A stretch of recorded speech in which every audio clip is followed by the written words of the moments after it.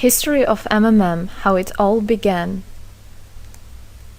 Starting up of MMM, in 1989, Moscow Executive Committee in Leninsky district registered MMM as a cooperative society. It is in Russia. A few words about the leader. The MMM Cooperative Society was founded by Sergey Mavrodi and was one of the leading computer equipment distributors in Russia. Sergey Mavrodi, having a degree in maths, worked as a programmer and took part in the development of the first operating systems.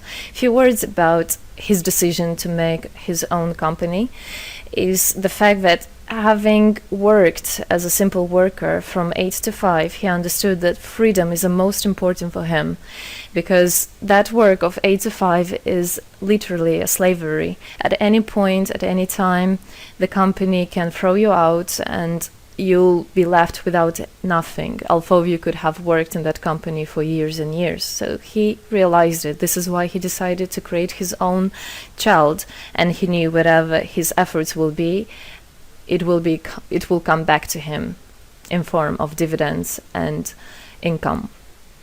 Free of charge travel campaign. In 1992, the brand became universally recognizable after Mavrodi offered several times to all the residents of Moscow a day of free of charge travel in metro, Moscow subway. Pretty smart. Birthday of MMM. On October 20, 1992, the joint stock company MMM was registered. In fact, it is a birthday of MMM in the traditional form in which people got used to consider it. The shares of MMM on sale. February 1st, 1994, the shares of MMM went on sale, and people immediately began to buy them. Moreover, the company willingly bought them back on a new, higher rate, which grew very fast at about 100% per month. The company's principle today is always more expensive than yesterday worked perfectly. Few words about that.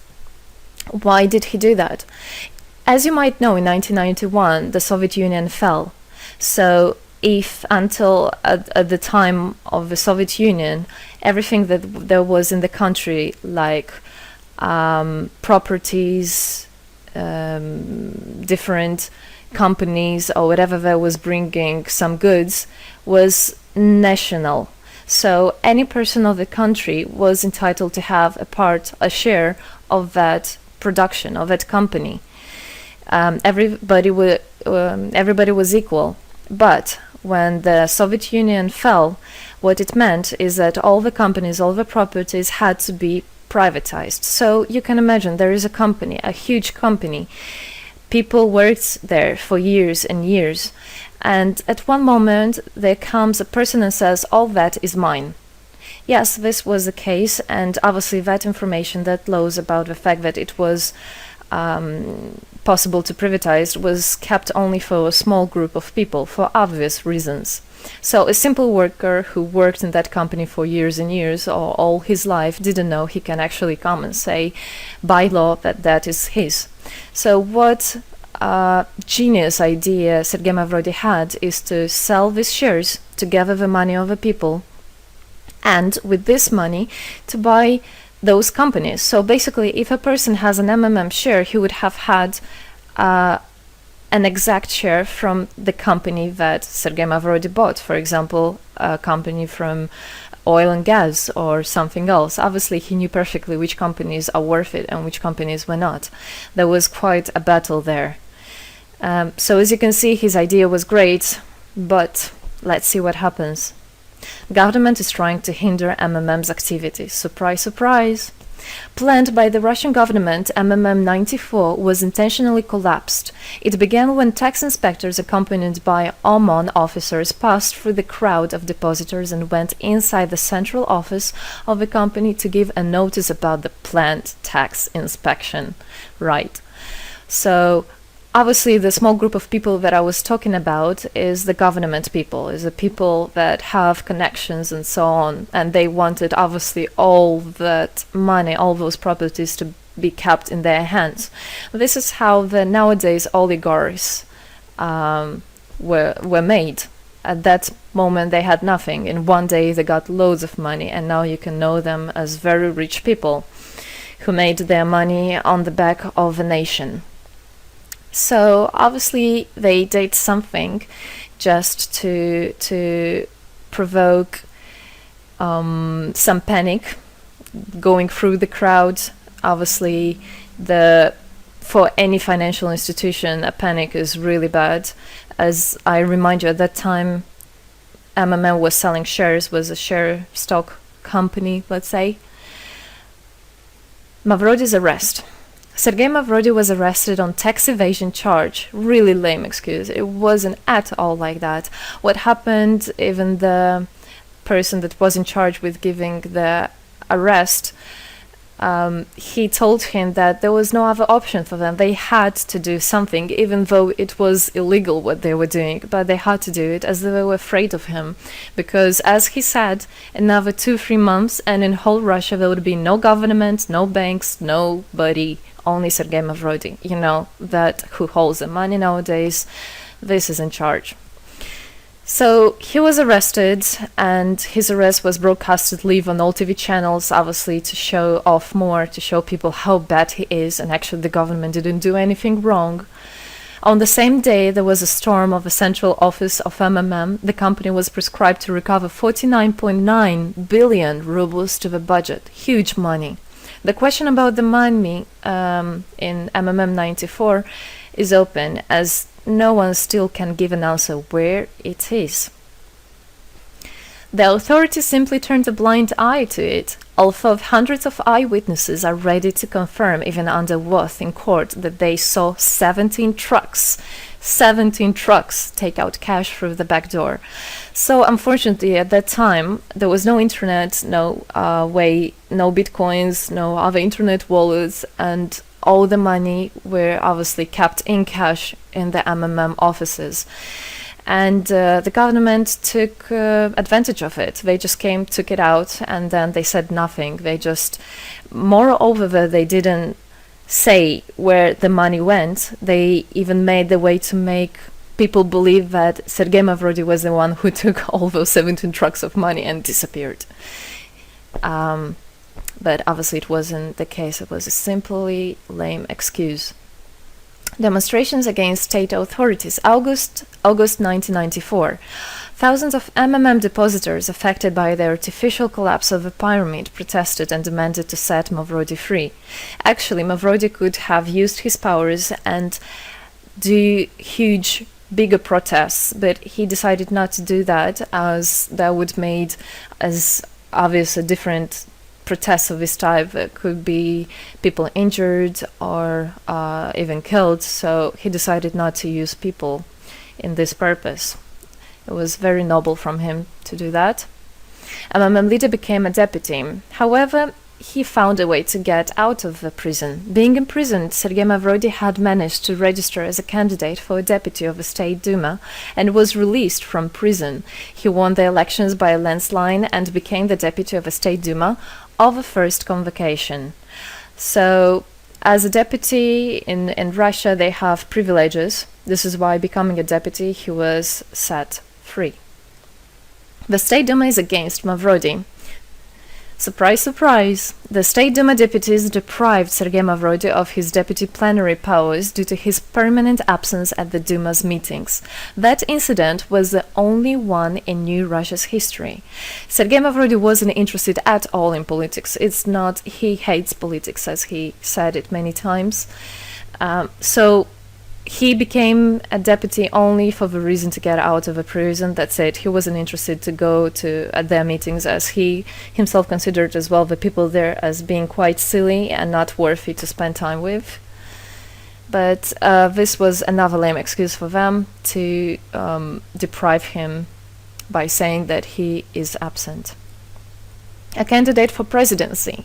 The Central Election Commission registered the authorized representatives of the initiative group that had nominated Mavrodi as a candidate for the president of Russia, but subsequently rejected a significant part of the signatures in the support of a candidate, and his registration was renounced.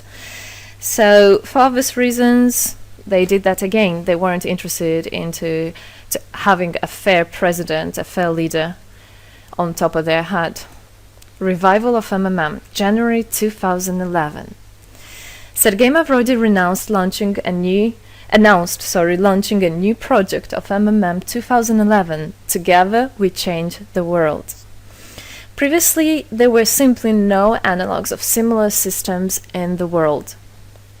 The film about MMM, the launch of the project fell in the same time interval with the release of Russian film about MMM Pyramid, the plot of which is based on the eponymous book in which the history of MMM is disclosed by Sergey Mavrodi. So he wrote a book, and there is a movie which I highly recommend you to watch. You can find it online on YouTube. MMM is building a new, fair financial order. June 2012, the activity of MMM made a lot of banks collapse and a huge outflow of funds from deposit accounts happened. The system numbered more than 35 million members at the time. For obvious reasons, the fight against the system started. It suffered the same fate as MMM 94, eventually collapsed. So what happened? A lot of banks, as I already said, had a huge outflow, and another minus of the system of that time was that it wasn't really quite a community, because the money was still kept by the managers in MMM. So it wasn't the same idea as it is now, comparing it now, where people exchange money between themselves. You don't need to put it in a central account. At that time, there were central accounts, and it was again used by the banks. They simply blocked those accounts that they identified as being of MMM and took all the money away, and that's it. There were no other discussion about that. Again, huge loss of money. People lost a lot of money. Sergey Mavrodi didn't get all of them. It was again the banks that took the advantage of it. MMM 2012 is just the beginning. I'll be back. Sergey Mavrodi announced the launch of a completely new MMM, World Mutual Aid Fund, MMM community. It speeded up since the first day, showing crazy dynamics on new members' registration. It has been decided to send 10% of the whole turnover on payments to the affected members of MMM 2011. So again, another genius idea. In order not to make central accounts, in order not to gather the money somewhere, now the money are spread directly between participant itself. You can just check in your account online whom you should transfer the money to. So MMM now is connecting all the people between themselves and exchange, so that they can exchange the money and get benefits of it. It's amazing and it's crazy, but it is true. MMM is growing. Some short facts. 2012, MMM started its development in India. It had great, huge developments. 2012-2013, following India, MMM Bangladesh was launched as well. 2014, MMM Indonesia was launched. 2014, MMM Hong Kong. And it's not the end. MMM Global, 2014. MMM Global started up in the spring 2014. It is a voluntary network, a community of millions and millions of people from more than 100 countries worldwide. So there is already MMM settled in Argentina, Brazil, Philippines, Hong Kong, and other, and all the rest of people in the world from all the countries of the world are able to participate as well. So they rebelled against the financial slavery and combined their money for this purpose. So how it is possible? MMM, the Republic of Bitcoin. Bitcoin is another genius idea to set the world free. For MMM Global participants' convenience, there were some trendy ideas on funds transfers implemented. From now on, all the countries where you can buy and sell Bitcoins can be registered in a branch of Free People of the Republic of Bitcoin. Thus, there is no barriers to develop MMM in small countries due to their restrictions on the international bank transfers. Banks. This is not something that we would want to use, as the banks can anytime put restriction on an account or even block an account and take all the money. Yes, the banks can do that. Read better your contract.